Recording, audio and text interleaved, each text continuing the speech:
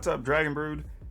Today, we're just going to take a look at well, truthfully, the first historic deck I've had on the channel in ages. But it's for a good reason. See, we're actually playing the Arena Open today. It's actually something like, I don't know, 7 o'clock local time, almost 8 o'clock, so I'm trying to get in under the wire and get some games done. So I asked around on my Twitter feed and just said, hey, if I was going to sign up, what deck should I go play? And it was fun to see people's answers. But there was a list that came from Crokeyz that he posted that's basically a Selesnya Lifegain list, playing Collected Company. And I thought, alright, that's cool. No idea how well I'm going to do, but I figured, why not just record it and have some fun with y'all so give you some extra content to watch. Before we hop over and take a look at the deck, please hit that like button, hit the subscribe button, hit that notification bell. Help me out, give me a little love and support, and then we'll go take a look at this Selesnya Lifegain list.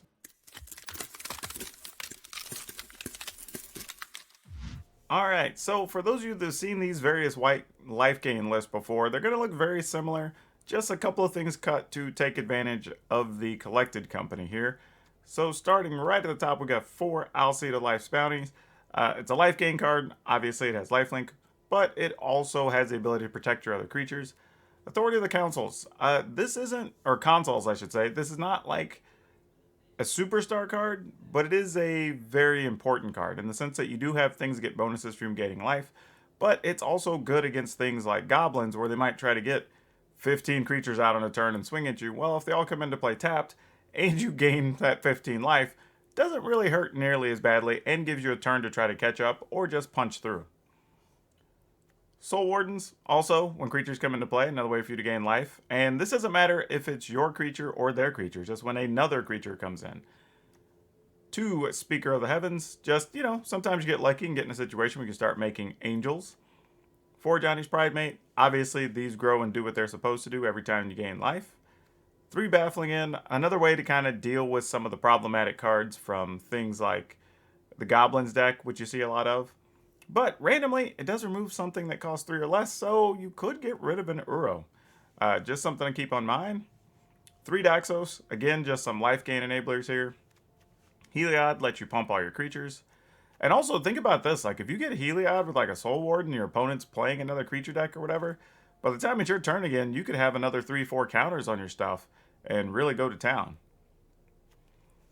Skyclave Apparition, this is very important for this deck because it allows us another way to deal with something like 9 lives, to be able to remove that and allow you to keep attacking and get damage in.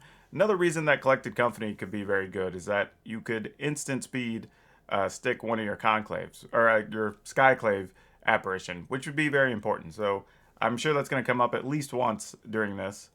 1 of Johnny's Strength of the Pride, just another way to kind of make another I guess the Pridemate, so we get an extra copy, but it also does pump your team, which is very big whenever you're gaining life and everything else that's going on. And then, of course, the Collected Companies we've been talking about. The lands, pretty easy. 2 Castle Ardvale, 9 Plains, 4 Pathway, 4 Sunpetal Grove, 4 Temple Garden. The biggest thing about this mana base is that almost nothing comes into play tapped, unless you just get a weird draw where you only have like 2 Sunpetals in your opening hand or something. So, shouldn't have a problem casting anything. Should be fairly easy. Let's go hop into the arena and see how we do. We are playing best of 1 as we don't have a sideboard for this list. And we are trying to play quickly as I'm starting later in the day. If I do fail and I choose to play a second time, it would at least give me the time to do that. So we're going to just open with the Alseid. Nothing surprising there. But this does cost 20,000 gold or 4,000 gems, your choice. I put in the 20,000 gold because I believe I had 70 gold plus when all this started. So I figured, why not? Okay, what do I want to do here? I'm definitely going to attack. I'm wondering if I want to Baffling End or not. Because we do have the Apparition next turn, so I may go ahead and do that. And it adds another permanent, which gives us 1 more white mana symbol, so it does increase our devotion to possibly have Heliod live pretty easily. Oh, that's unfortunate. What do they have to do with it? Robber the Rich, okay. Not our best friend, but not the worst scenario.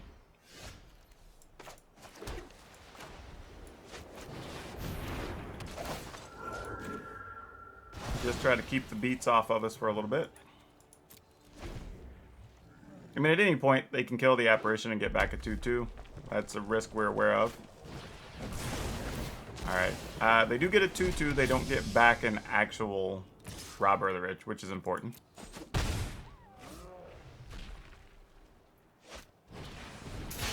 Well, I was about to say, I feel okay as we've weathered the storm for the most part here. Our opponent did brick effectively and just get... Alright, so they had 2 of them. Good to know. Alright, I kind of like this action here we got going on.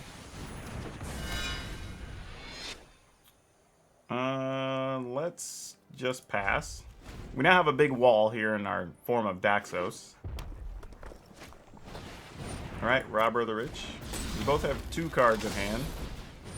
And the opponent wants to definitely play their free cards first.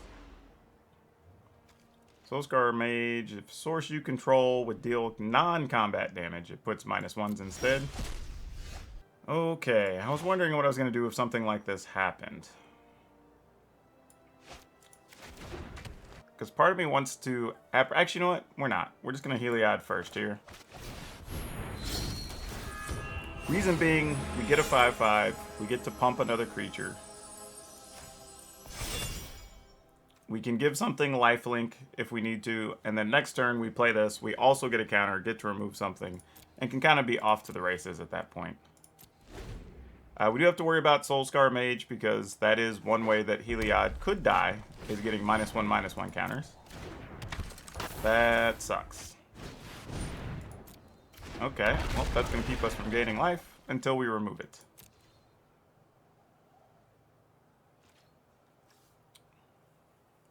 Alright. So this is a little tougher than we were anticipating. We're going to go ahead and remove that.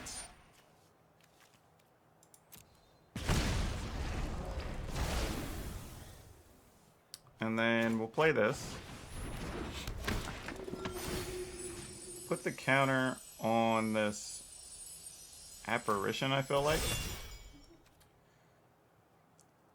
And then I'm kind of debating if I want to attack with Daxos or not, or Heliod. I think I'm going to pass one more time. Opponent might just draw blank here. If so, I think we're good to go next turn. Because then we start giving stuff lifelink and then just going for it.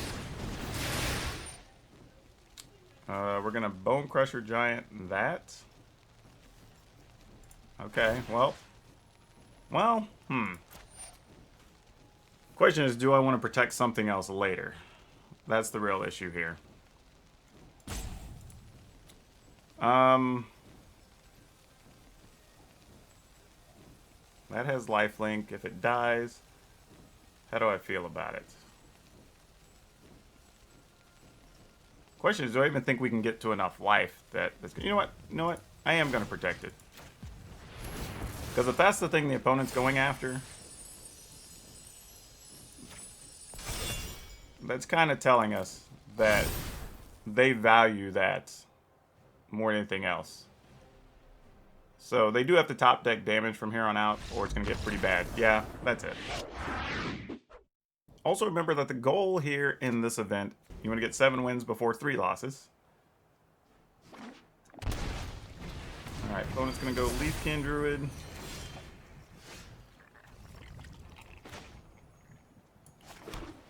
Trying to figure out what's our best tactic here. Probably just go with this Daxos. If it dies, it dies. It's a 2/3, so they got to bring something more than just a stomp to the table.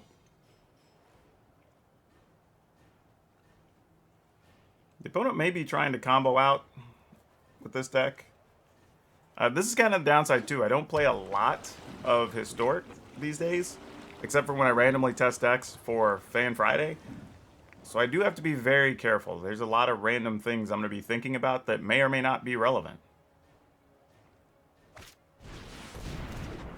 I'm a Nominath. Well, not gonna lie. Didn't see that coming. Well, I guess I know what we want to remove. I kind of had other things in mind, but an Omnath is alright. We'll take that.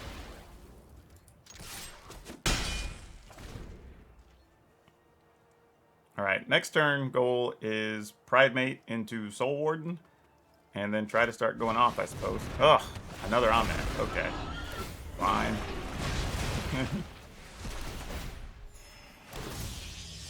Ugh. Man. Every Omnath is so good. Every one of them. Oh, well that's cute. Wasn't planning on that. Alright, well it's time to make some big Pridemates then, huh?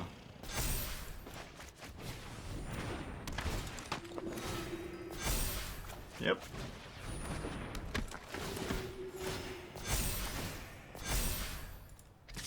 I need a little doer out that's going to let me make some angels. I have to admit, though, I was a little concerned that something like this could happen with this deck, where you kind of get these really big creatures, but maybe not a way to punch through. Which is why something like Maul the Skyclaves or something probably makes a relevant discussion to be had here.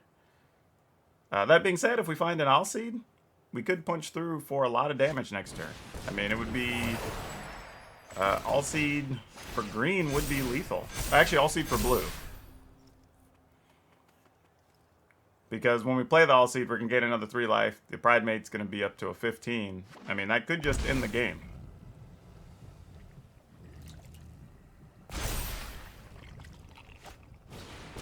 Explore, sure. I mean, opponent's making a bunch of mana, but not really doing anything with it. I mean, just making sizable creatures, but we have a Pridemate. Come on, Alseed. Boom. That ain't it, Chief. That ain't it. Alright, so here I think the plan is remove the token, attack with these two, actually attack with everything. We're at 34. And then they have to block the Pridemate or just die, so sure.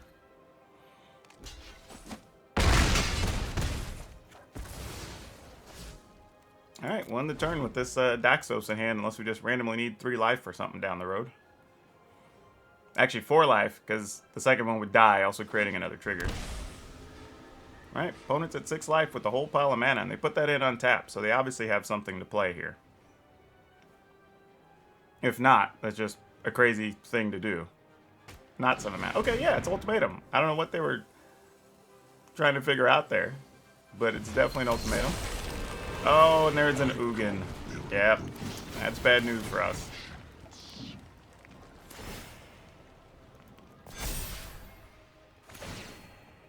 Well, you know, this is the type of stuff that happens in Historic. We got turn 4 Ugin.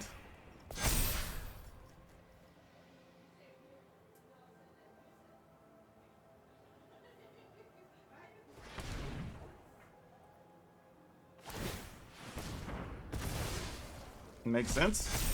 I mean, might as well gain some life where you can. Yeah, and I don't think we have an answer to that, so we're just dead.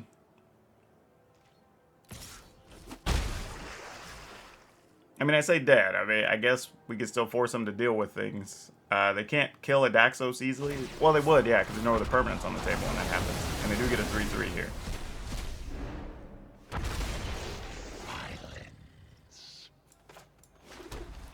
Alright, I guess we pass. I mean, we can make a token here till we come up with a better plan. Alright. Well, that's unfortunate. We needed them to just draw Lance there, but the fact that they didn't is pretty bad for us. Pretty sure we're dead skis. Consider this a warning. Alright, we're just going to take it. Yeah, this is the difference of not drawing that Alseed when we needed it, though. That would have ended the game, and now we're stuck here dealing with this Ugin.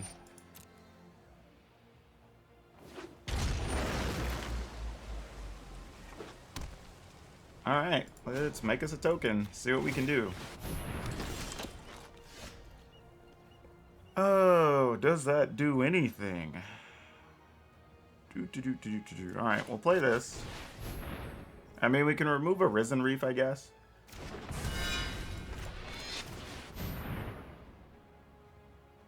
I mean, it really doesn't do anything. Yeah.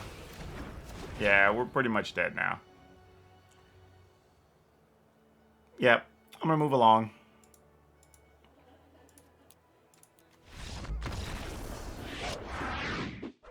Yeah, I will say, in that last match, there was a scenario where we could have gotten lucky.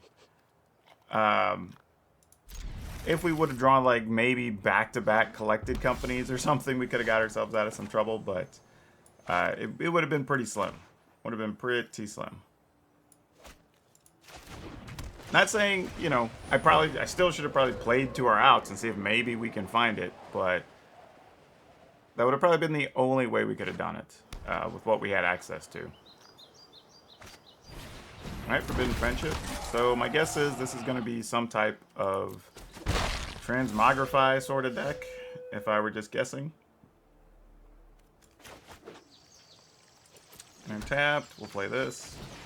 I guess I should have left that up for some reason if I need to protect the Soul Warden, but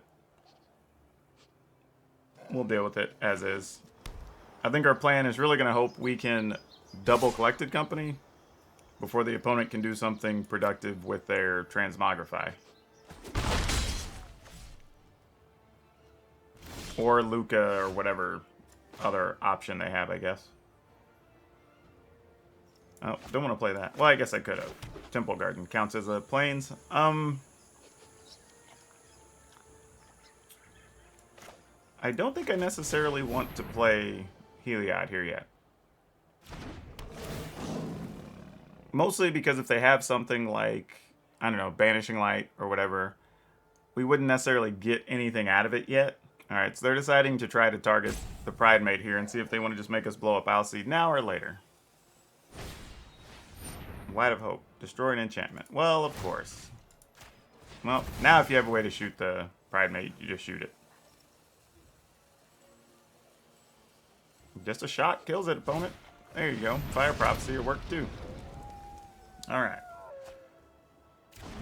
Alright, so we're going to have to hope that next turn, are we blocking? Are we blocking? Huh. No attack. I don't think we're blocking, but we might want to for some reason. So I didn't want to just run that out there.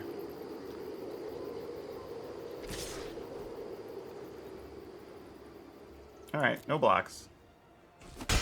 We do have to start worrying about Luca Transmogrify situations. I mean, we're now hitting that point. Not going to attack, because I don't know what flash or other silly things they might have here. Omen of the Sun, that makes lots of sense.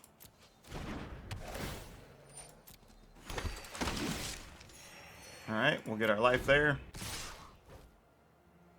Alright, we're going to go ahead and hit our Collected Companies. At least our first one. See what we find. 2 cards with converted mana cost 3 or less from among them onto the battlefield. Oh, jeez. So we get either an Apparition, which likely can just remove Omen of the Sun, or we get 2 Soul Wardens. You know, I don't hate it. I'm going to take 2 Soul Wardens just because the rest of my hand is Alseed Heliod, which could effectively give me a whole ton of life. Alright, let's see what else they have for us. But we would like an untapped land. That would be the preferred thing. So, there we go. That's what we were looking for. So we can Alseed first. Get a bunch of life. Heliod. Get a bunch of life. And I just did it this way. I know we could gain more life the other way, but I wanted to do it this way so that we have the option of protecting a Soul Warden here before all this starts happening. And then next turn we can try to see what happens with the Collected Company.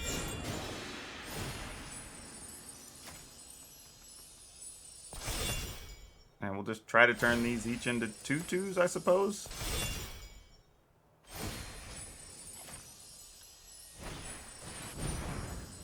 Alright, they're going to Valakut's Awakening, I guess looking for their combo piece.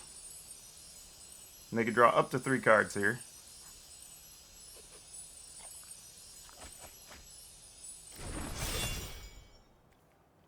Good news is that does give us a little bit of a shields down moment.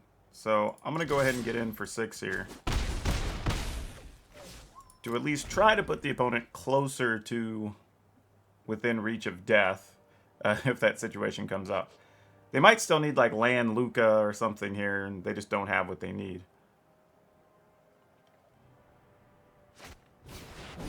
Alright, there's a Transmogrify we can do nothing about, so now we get to see whatever their big thing is here. Crater Hoof. Alright, well we're going to get some life for that there Crater Hoof. These are going to be 1, 2, 3, 4. So they'll be 5/5s. Heliod's can still fight one of them. So yeah, we're not that worried about it. We're just going to juice these up.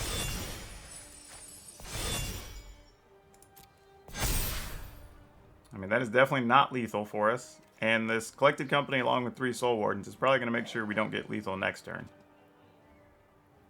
Or get hit for lethal next turn.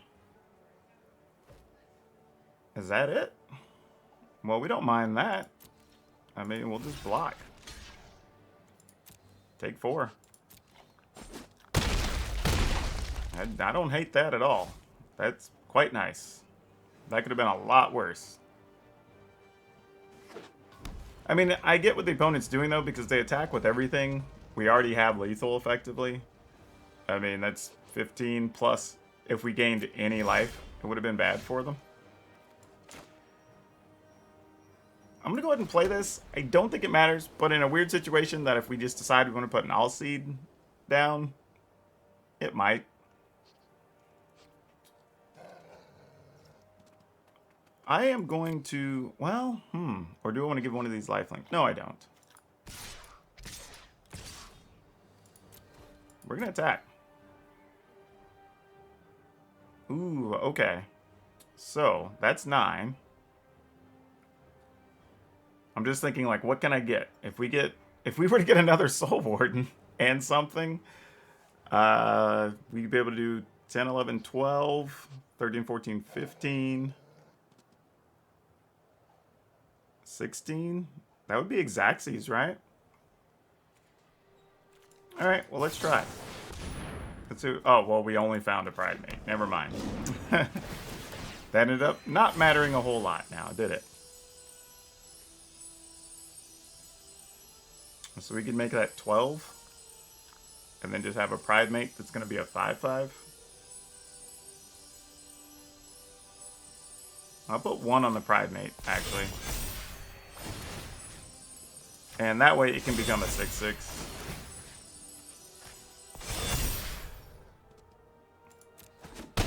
Mostly because if for some reason there's another Crater Hoof, we'd be able to block 6 power worth of things. Now the opponent's at 5. They have to be careful what they attack with, because if we can remove... Like, they have to leave 2 different colors of things back if we aren't forced to use the All-Seed here.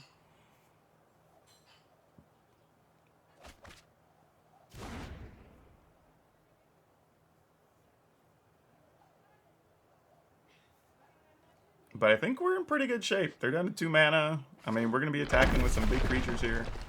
We'd like to find a creature so we can keep the mana, or life up, but we could also just make tokens from the Castle Ardenvale. Oh, well, they're making tokens for us, too. Never mind. Yeah.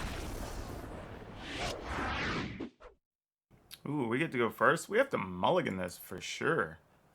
This is bad. This is better.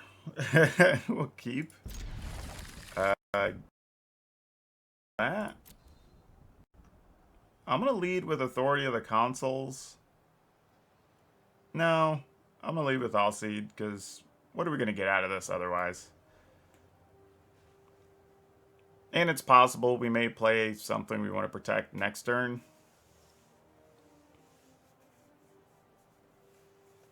But we'll see. Alright, opponent looks like they also mulliganed to 6. Good news is we have plenty of mana, so that's not going to... It's just going to be, what can we do after that? Alright, Bodyguard.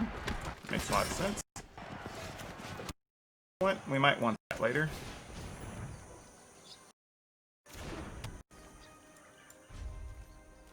Let's see what kind of Bodyguard... Well, this is a Knight stack, obviously, as they're playing Tournament Grounds. Fervent Champ, alright, well, we don't get hit by that, so that's good news. And we get a free point of life for our troubles.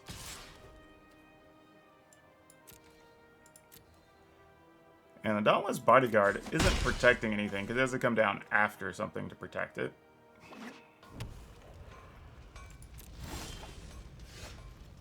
So now we have questions.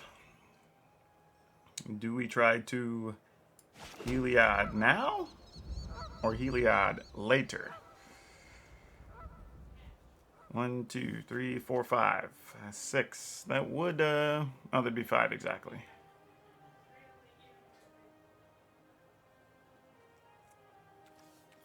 I sort of feel like let's Heliod first.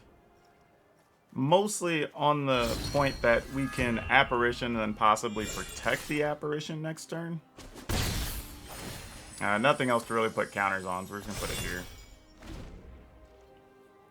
I mean, the All-Seed still dies to everything, so we don't care that much, but eh. And there's a good chance the opponent's going to play a creature here, which with Heliod would let us put another counter on the All-Seed, and then we maybe don't even want to get rid of it later, but who knows.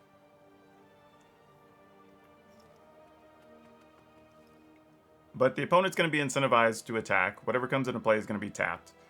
So we could Apparition, remove something, attack with the All-Seed for, we'll assume at least 3.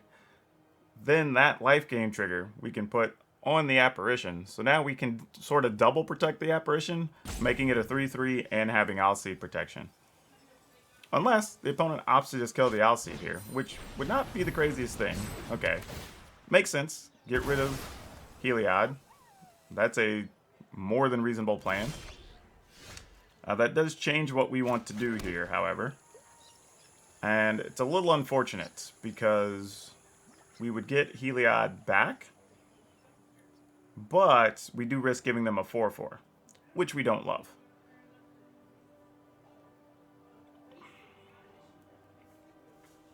But I think it's still worth it. I think having Heliod's just worth more. And I'm not going to cast this other All-Seed, just so I can leave mana up and protect this Apparition for now. I mean, we now have Heliod, which is effectively a wall until we have to sacrifice this All-Seed. And then we'll see what happens after that.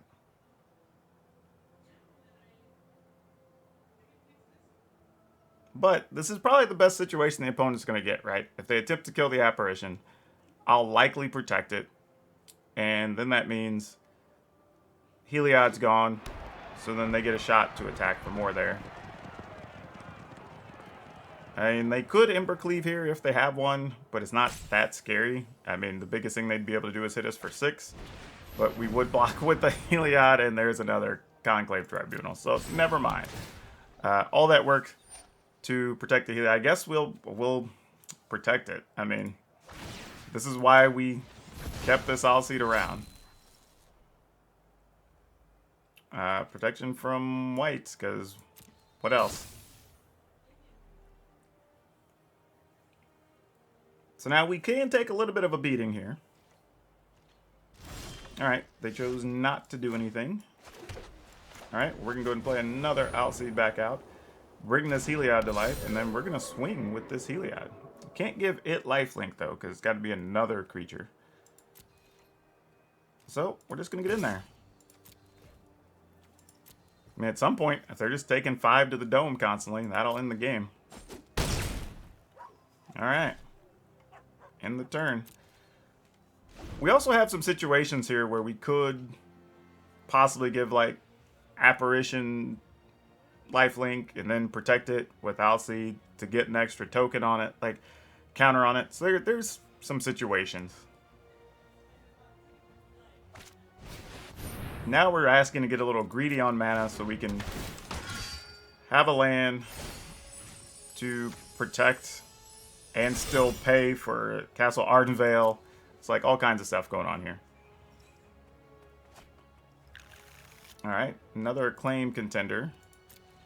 Don't know what this means for the opponents, but that sounds awesome. We like collected companies. That is a good thing.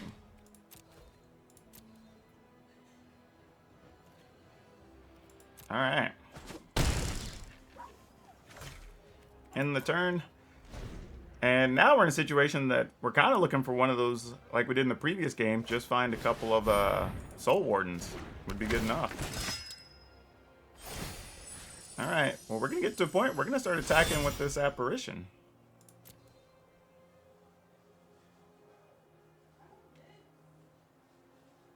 I think the opponent's in a little bit of a rough spot here now.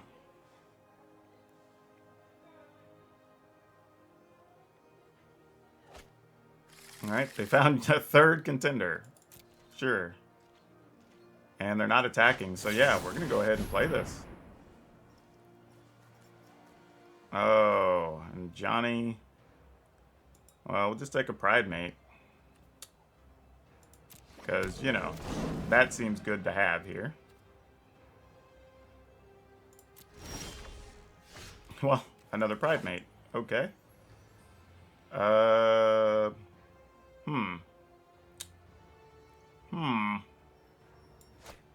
I'm thinking I might just give the Apparition lifelink. And then if the opponent does something, we'll just give it protection. And then we'll get 2 big Pride Mates. And then we'll just gamble from there, I guess. Is that the best plan of attack? I mean, the opponent's only at 9, so yeah. I mean, I can't imagine why we do anything else here. Can't attack with that other Pride Mate just yet. But now that the opponent's just on blocking duty, this is kind of the beginning of the end for them, I think. Yeah, we'll do it like that. We will go ahead and give this lifelink. Now we'll give it protection from white.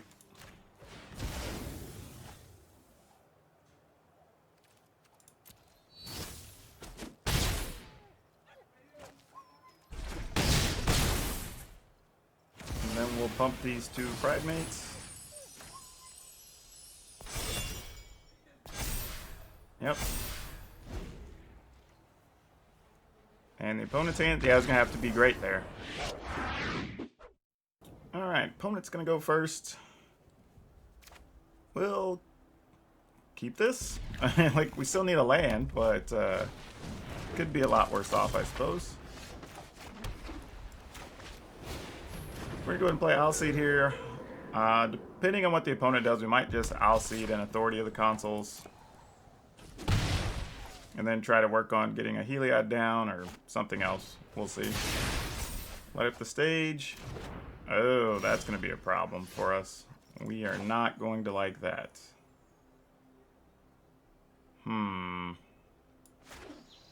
Alright, well. Feels correct.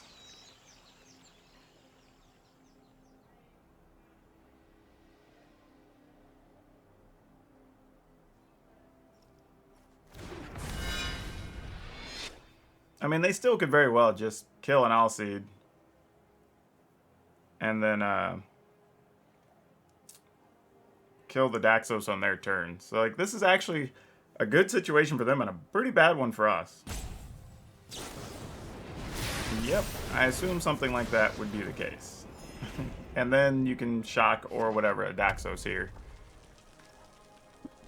So it puts us in a situation of probably just playing Authority And I'll see next. I mean, really, we actually have to just apparition the Soulscar Mage, or else this whole plan, I think, kind of goes up in smoke.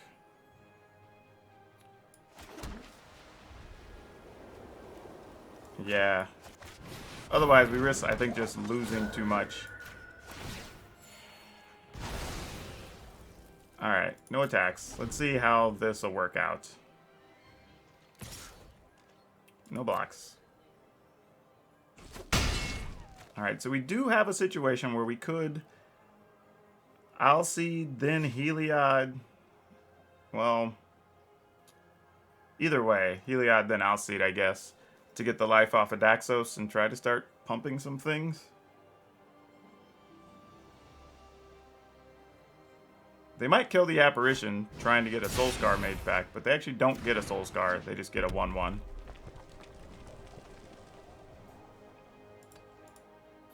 And we know one of the Chain Whirlers is gone. So that's some good news.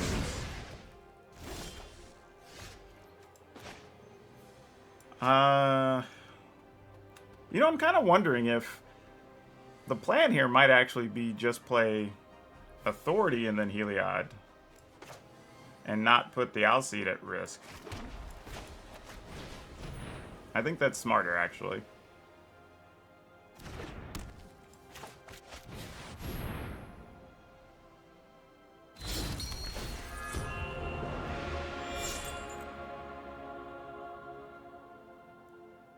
And this is where the Apparition dies. Yep, makes sense.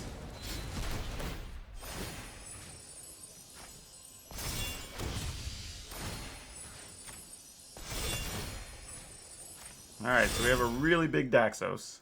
For those who didn't follow, it's because we had a creature die, so then it triggered, which put this into play, and then it triggered.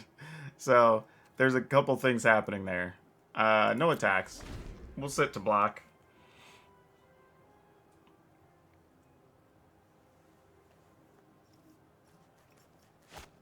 I was going to say, if they attack, that would tell us a lot about what's going on with the opponent here. But now we have a 7 toughness thing, so I feel pretty good. Yep, I feel great about these.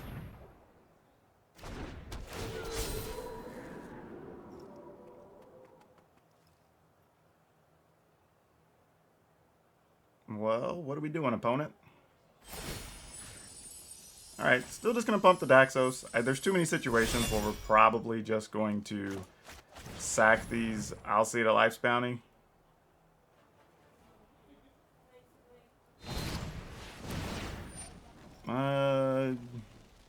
Sure. I mean, mostly because this stops them from having a free cast of a Bone Crusher Giant. Yeah. Protection from red, why not? And then that comes into play. Well, I guess we might as well pump Heliod at this point. I mean, what else are we doing, right? I mean, that's 13.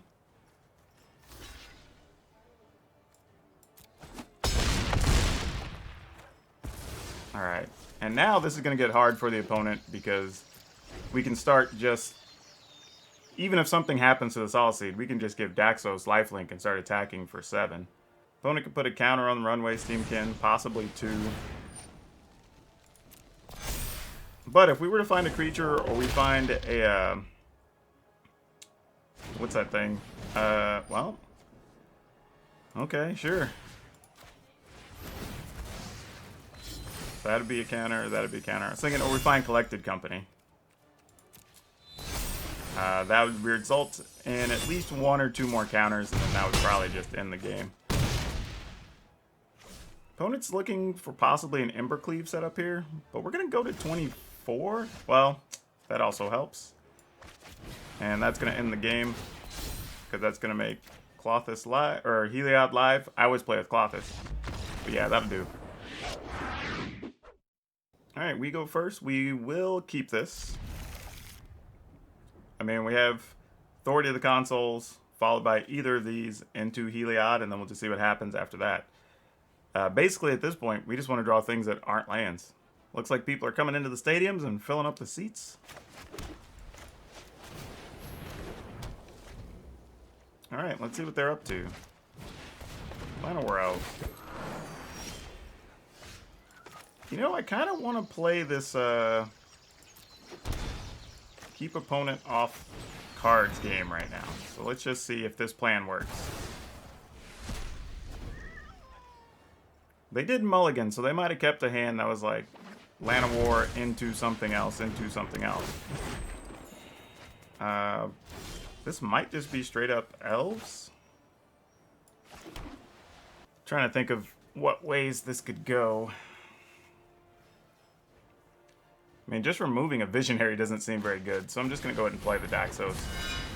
Almost went with Heliod just because I could attack with Heliod next turn, but... Alright, Dwynen's Elite will make another token. So this does look like just straight up elves at this point. Okay then. Well, we're going to gain a life. We're going to go ahead and take 2, which kind of defeats purpose when we're worrying about this Speaker of the Helm, or Speaker of the Heavens, I should say. And then we're going to get in there.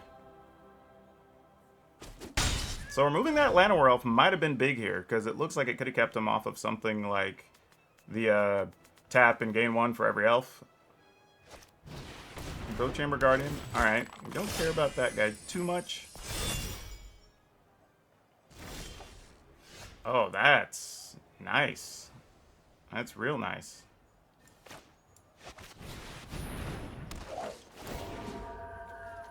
Man, I kind of want to get rid of this so we can attack with both of these, but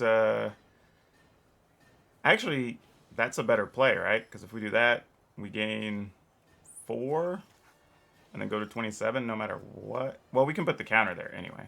So, let's just remove this. Yeah, we get to put a counter here regardless. And we're going to attack with everybody. And then start making 4/4 angels. And, okay, cool. We just take their whole team. I'll take that trade still, just the same. I'm okay with that. Spreading the love around. And that should be game. Whatever they get's going to come into play tapped. Yep. Put that on Daxos.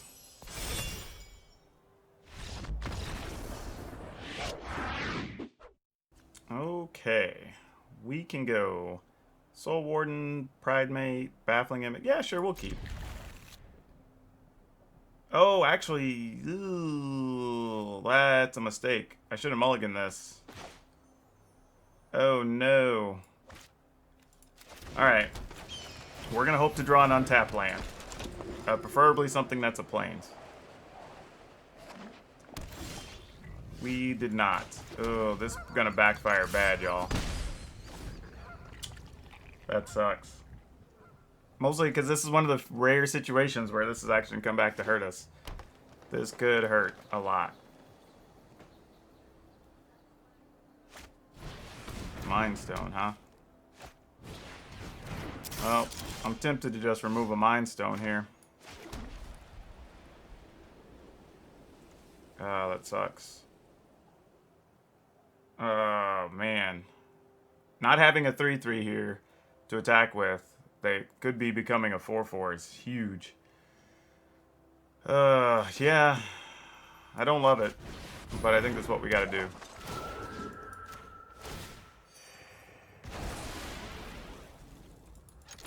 Don't know what kind of mana the opponent has. There's a couple of different combo decks that could be setting up. Don't want to give them that opportunity. Alright, Kinnan. Fair enough. I did see a couple people try to share Kinnan lists with me, so this might be just a known deck I don't know about in Historic. Emery. Alright, well, come on, untapped lands. We can get both of these fools out the way. Choose a target card in the graveyard. You may sacrifice. You may cast that card this turn. So, They could get back. Chromatic Star, which would let them, or Chromatic Sphere. Yeah, alright. Don't love it. Ultimately, Emery is the key part of the combo, I'd imagine. We're just looking for an untapped land here, so we can go boom boom, and then try to start pushing forward with a Heliod. Alright, is that all the opponents got here? Okay.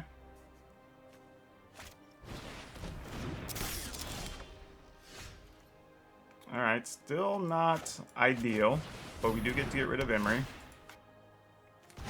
And coincidentally, we found a Soul Warden. So playing a Heliod will result in a lot of potential damage next turn.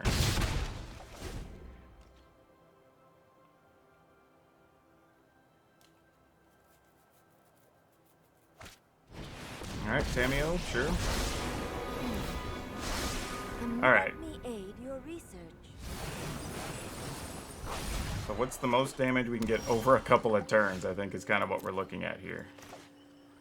And there's that land we don't need too much. We're going to set this one to green, though, in case we do need it. Alright, so we Heliod. That immediately results in 2 counters.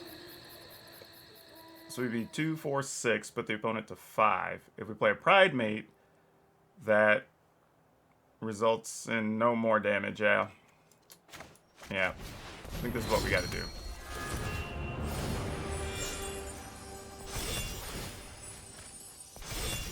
And then get in there. Tamio has to -3. But that just even just returns a card from the graveyard to their hand. And if they cast Emery, Emery costs 1 less for each artifact. Emery would only cost 1. They could get Mox Amber and start trying to combo off. That seems kind of disappointing.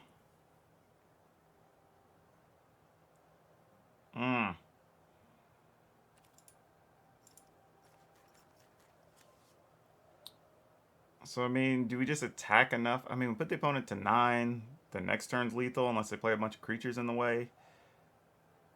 They could also, I don't know, maybe they play Collective Company. Alright, well, this is just my ignorance of the format coming to get me here. But basically just forcing the opponent to not get Emery out of the yard. I think you will find my note helpful. Alright, they got a Kinnan. That could result in us dying. Well, I say dying, not being able to kill the opponent. But as long as they don't get a second blocker here, we should be able to do the deed, right?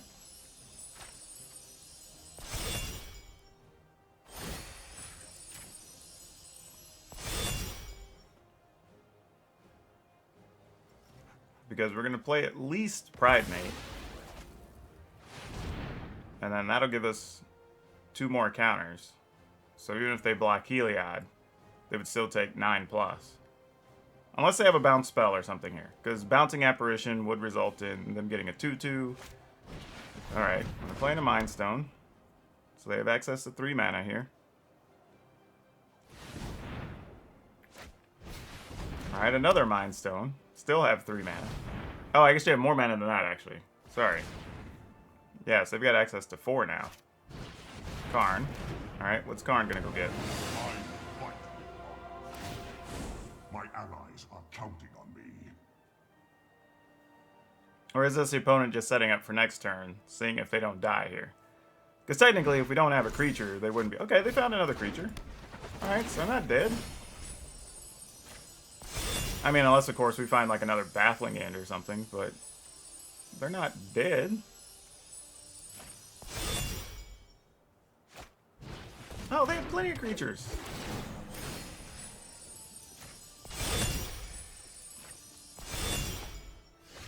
Ew. If you have at least 15 more life, than your starting life total. Exile turn each artifact and creature an opponent controls. We were so close, y'all. We were so close. We were so close. Alright, so how do we lose from here? Opponent could still -3 their Tamiyo. Start trying to combo off with Emery and Chromatic, or Mox, right? Oh. This could go -2 and get a billion things there. They might have got us, truthfully. They might have just got us. Not a lot we can do here.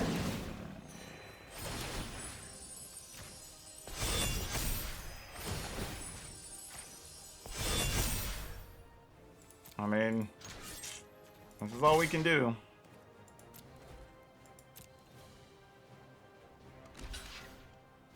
Man, we've been bad about even drawing collected companies and stuff, huh? We are not good at this.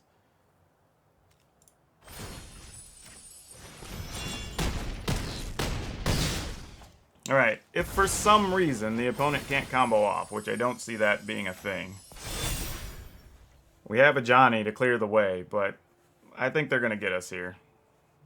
I mean, so they can get Emery. Well, you can't tap Emery yet because it doesn't have haste, right? Yeah, so you need another turn. So that doesn't do it. Never mind. I thought Emery was going to get us.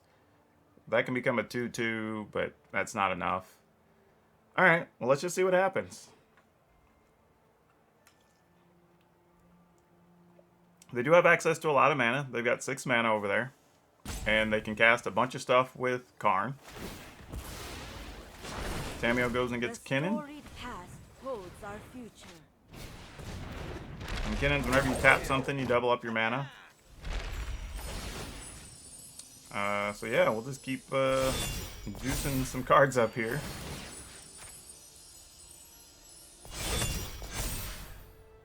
So now you've got extra 2, 4, 6, 8 mana. I mean, I guess they go get... Oh, Paradox Engine. Ugh. Yeah, that's not what I was thinking, but that's just as bad, if not worse.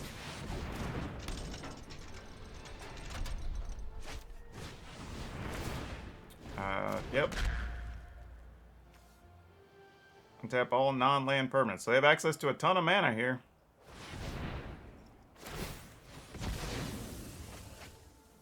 Alright, trying to find spells to just keep moving on their mana. Oh, are they stuck? Because they have access to a ton of mana. That's 2, 4. They still have 1 left over. That's 5, 6, 7. Alright, casting Tamiyo. That means they get to untap all their stuff. Every story is an opportunity. And they get to get something out of their yard. Either a Mind Stone or Chromatic Star. Or Chromatic Sphere, which could let them draw. Oh, okay, well yeah, that's better actually. That's a good call.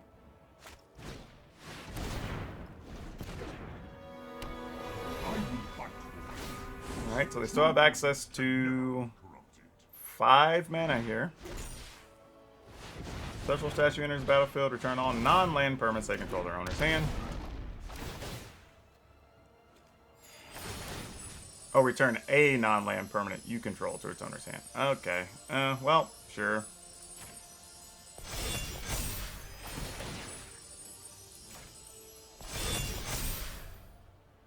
So they can return that, recast it, make a bunch of mana.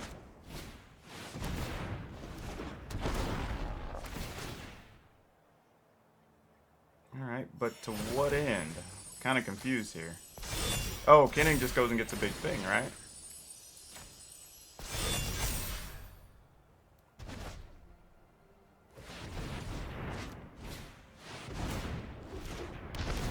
Oh, but that's all colorless mana. You need a green and blue. What am I missing? I feel like I'm about to just get blindsided by an obvious combo I'm just not aware of.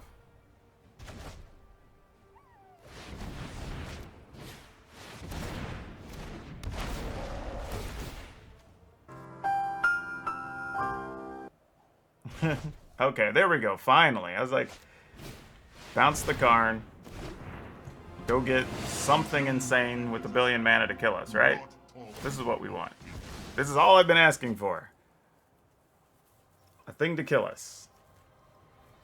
I'm assuming they have it, right? Karn can go get a million things. I will not lose another friend. Oh, Karn can go get Ugin. No, it's got to be an artifact, so you can't go get Ugin. Alright, Platinum Angel, you can't lose. Oh, how sick! How sick!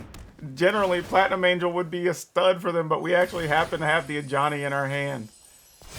Oh my gosh. How sick is that? Oh no. This is rough. I'm not going to lie, y'all. I actually feel bad for the opponent here, because they went through a lot of work to just have a Johnny -0 on them. Wow. Yep, exile each artifact your opponent controls. Boom. Gonna put the opponent at big fat minus. Oh, that's a sick victory. Yeah, I have to admit in that last one, I totally was so hung up on them just sticking in their loop that I was kind of like, well, what else are they gonna do? I forgot they could bounce something. I thought it was just a creature or land. I didn't realize. But they also went through a billion iterations. And that was a little tough because it sort of felt like, all right, are you just trying to get me to scoop or what? Because ultimately, all they did is go get the Angel, the Platinum Angel. And I sort of felt like, if that's all you're going to do, you could have done that after like 3 or 4 iterations, get your mana, go get your Angel, and call it good.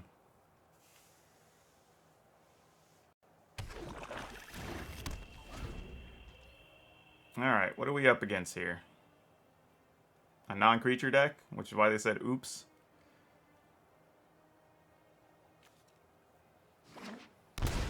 Oh, very well could be. This might just be the sacrifice deck, honestly. That deck's actually really good.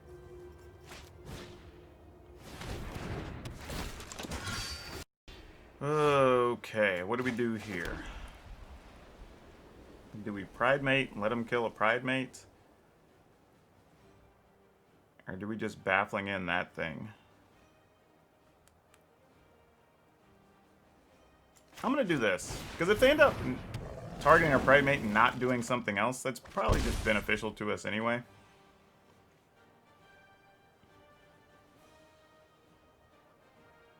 Then if we're really concerned... Well, I don't know. It depends on what creatures we draw here.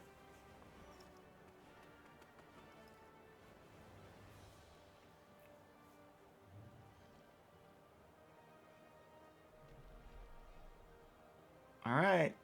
This is... I feel like this is going to be a hard matchup for us. Because if this is any type of sacrifice thing where they're stealing our stuff or whatever along the way... Yeah. This has potential to be real bad. The upside is they can't really kill us with cats as long as we have authority of the consoles. So that's kind of cool.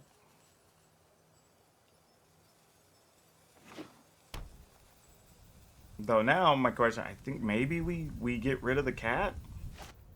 Ah, well, there's a witch's oven. Never mind.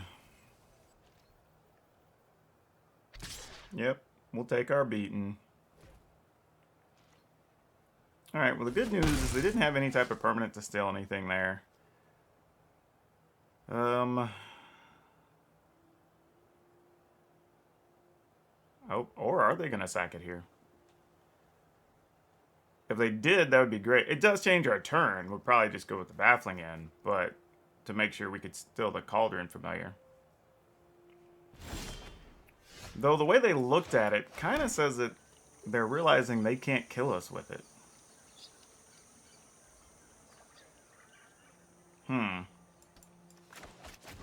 Okay, I have no idea what the opponent's hand is.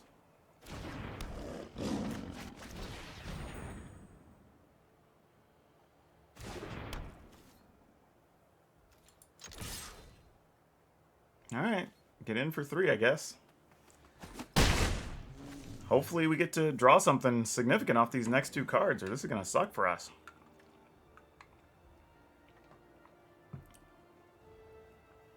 Yeah, the opponent trying to Cauldron Familiar us doesn't do anything other than generate food for them, which, granted, that could be relevant if they need something else to sacrifice or a way to gain life later.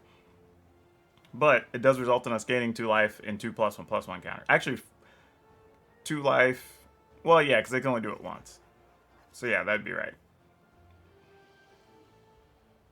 Oh, actually, no. It'd be 2 life and 4 +1/+1 counters. Because we would gain life from each one. Yeah. Yeah, that makes more sense from their end.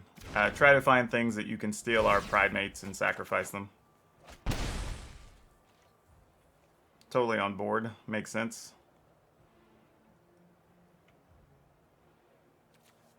I'm kind of hoping they just have something like, I don't know, Woe Strider or something here. Maybe even if they had the 3/3 that, you know, sacrifice stuff, deal damage, that would be fine. Because that would allow us an opportunity to get rid of it with the Baffling in. Well, I mean, they could sacrifice it or whatever, but same difference.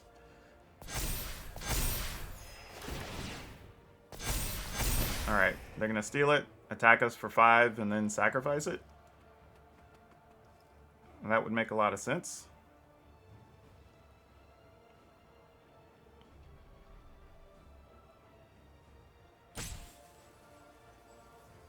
Though I don't know, if the opponent plays another creature here that comes in and play tapped, that'd be 9, 10, 11, 12, 13. Wouldn't be lethal, but we'd be damn close. And then they'd risk dying to their own Stormfist Crusader.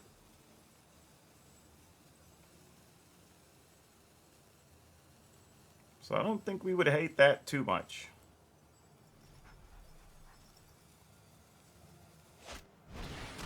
Ooh, another Crusader.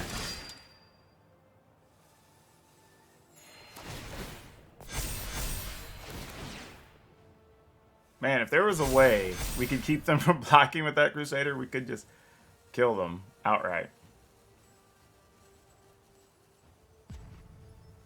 But I mean, we remove the Crusader, we attack for 13, opponents at 2, they go to 1, and then they end up having to... Yeah, I was wondering if something like that was over there. That makes more sense to me. I didn't think we were going to dodge that forever. Yep, we'll take our 8. Wait, they took our smaller one? That untaps it, right? Oh, no. Oh, yeah, it does untap the creature. So, yeah, so that's kind of a weird thing. Not sure why they would have done that. Color me confused. Alright, so we can still get in for 7. Put the opponent down to 8. Play another Pride Mate. I think we don't want the opponent to have too many extra cards here. I think that's a worse situation for us.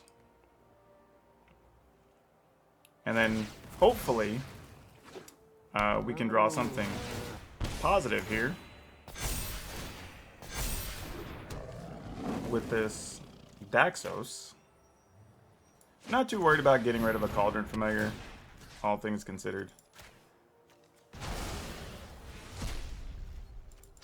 Alright, opponent goes to 7. 6.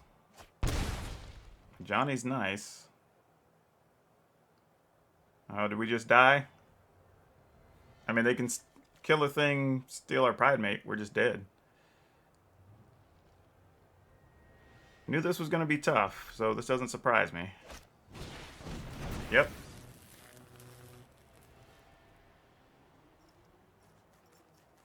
I mean, that's 11 just from those. So yeah, Mayhem Devil. Wait. Oh, they did that wrong. Alright, so now it's not lethal anymore.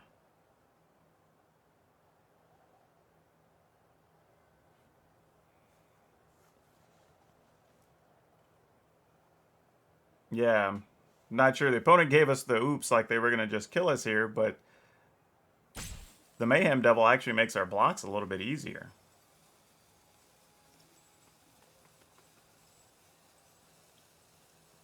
I mean, there was going to be a decision of like, okay, do we have to chump block our own Pride Mate? Can we get away with getting rid of one of the other things? Like, we were only at 12, but now we're going to be at 14. That changes things a bit. And we already know they're going to use their Oh, okay. Well, now they steal our other guy, right? Nope, just another Witch's Oven. Huh. Well, alright. Can't say I saw that coming.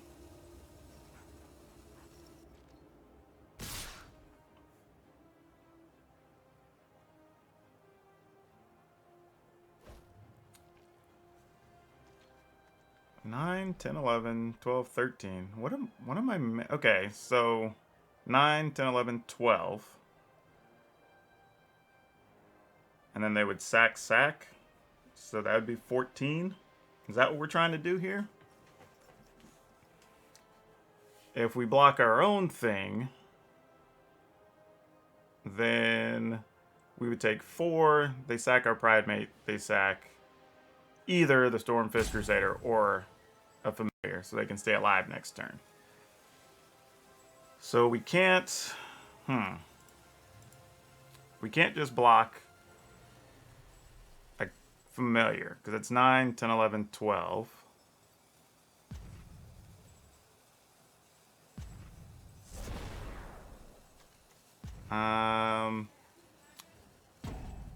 And then this would definitely add 2 triggers, right? Man, we'd have had Daxos out. That was the difference. But we also wouldn't have a 4/4 creature. Yeah, alright. Not having Daxos out would have made a big difference there, but I definitely didn't see this line coming from the opponent.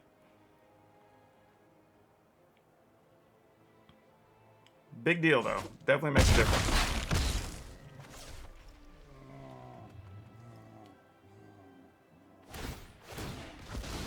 Alright. And that does leave them some food.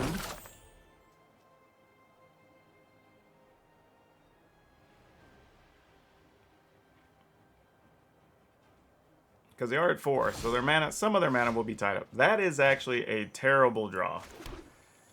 Oh, man. We did not draw very many creatures this game. I think we're dead now.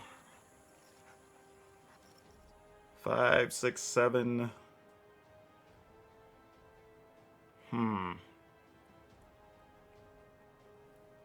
I mean, if they have anything to steal a creature, we just die, right?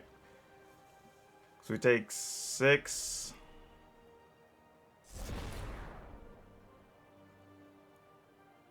I mean, we had Johnny to make another Pridemate. I mean, I think that's all we really can do here.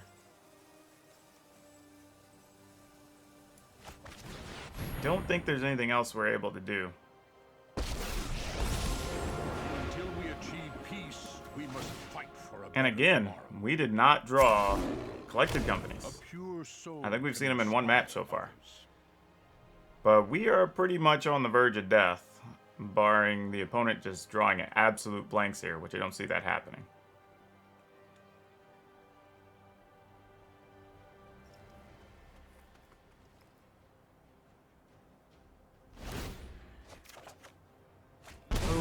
Heliod, you are late. Though they would have likely just stolen our Heliod.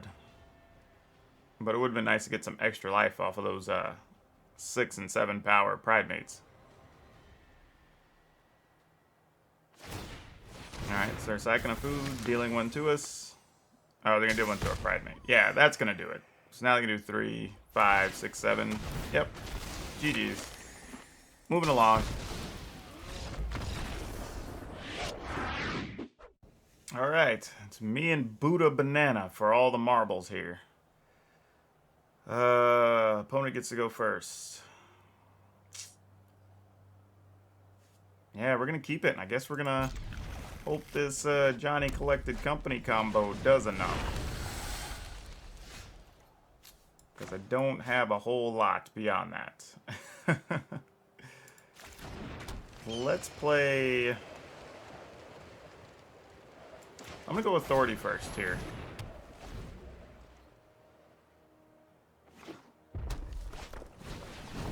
Okay. Just softening on the off chance that they could have had some extra haste things, keep a little damage off of us. Ended up not being the case. Let's go ahead and put this into play tapped. Play this thing.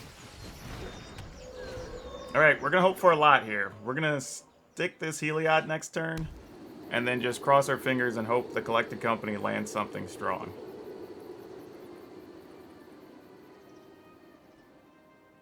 Looks like they may be planning to kill our Alseed, which is understandable. Nope, they're opting not to. We could just block a Scorchbear here. Alright, they're not going to give us the opportunity to block it. Fair enough. They'll pay... Oh, actually, no, so if they cast a spell? Sure.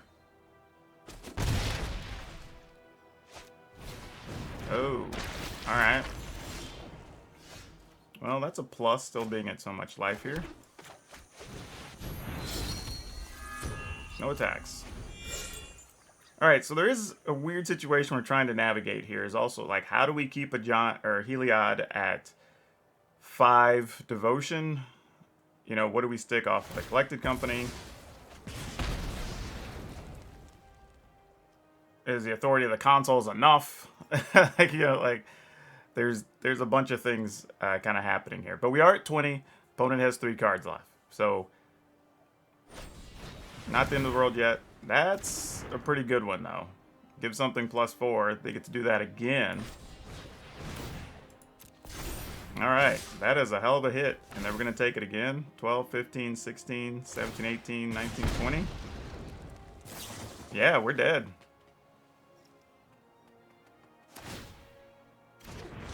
Yeah. Ugh. Ugh.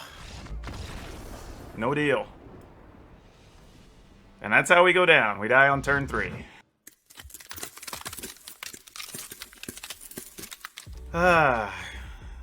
You know, this is why I have a problem with Historic.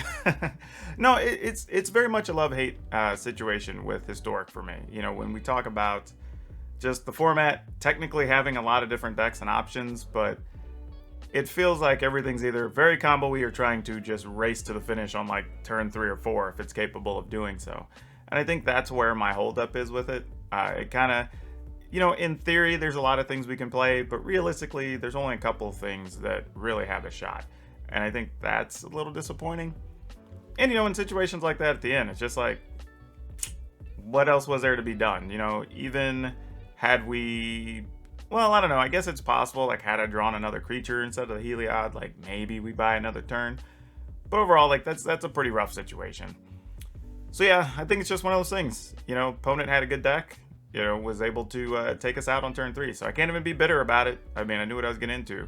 That's just the way it goes sometimes in the format of Historic. But yeah, if you like this type of stuff, remember to hit the like button, hit the subscribe button, hit the notification bell.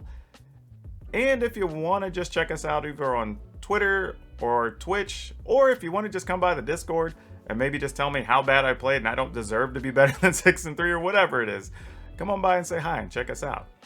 All the details and the links for that stuff is down in the description below. But that's all I have for you for now. We'll see you next time.